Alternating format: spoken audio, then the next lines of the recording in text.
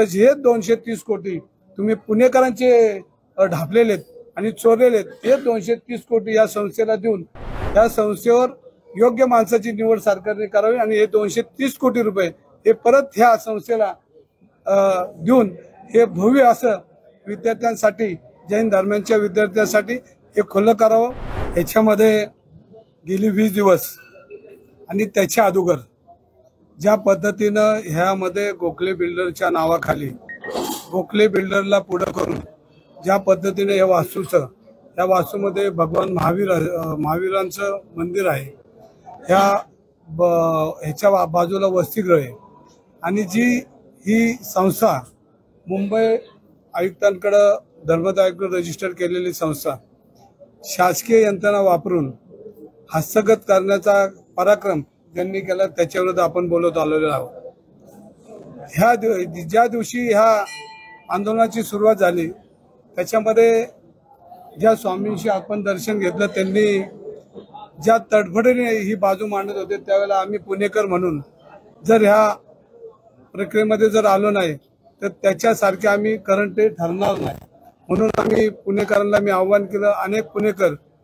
ह्या आंदोलनामध्ये सहभागी झाले, मग सर्व पक्षाचे कार्यकर्ते झाले, सर्व पक्षातील सामाजिक संस्था असतील, प्रामुख्यानं जे योगींचं मी दर्शन घेतलं हे होते,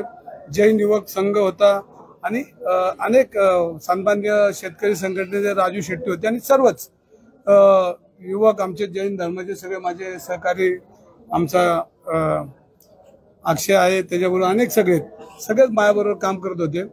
आणि याच्यामध्ये पुण्यातून अनेक लोक सामाजिक कार्यकर्ते माझ्या बरोबर काम करताना ज्यांनी मला सहकार्य केलं, मग गोखले बिल्डर आणि त्याचे असलेले संबंध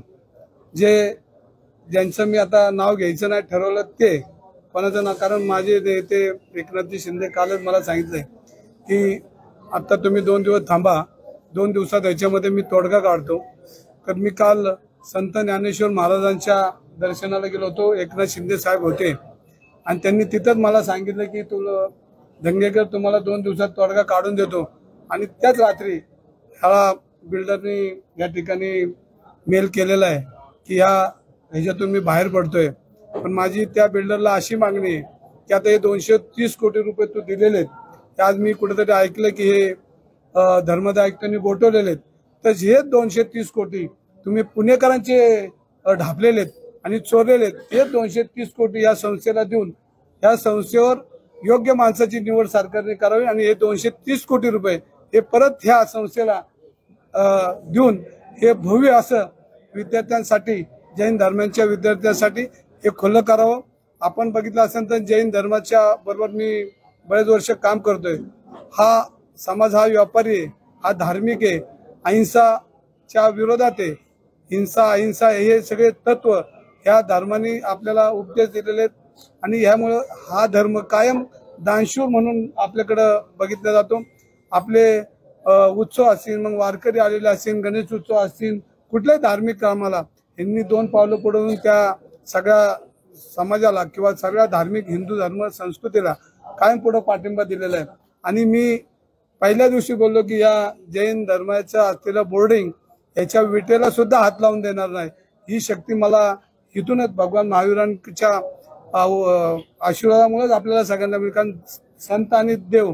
यांच्याशिवाय हा देश चालत नाही ना, आपण त्यांची स्फूर्ती घेऊन जो मी समाजाला शब्द दिला तो आज मला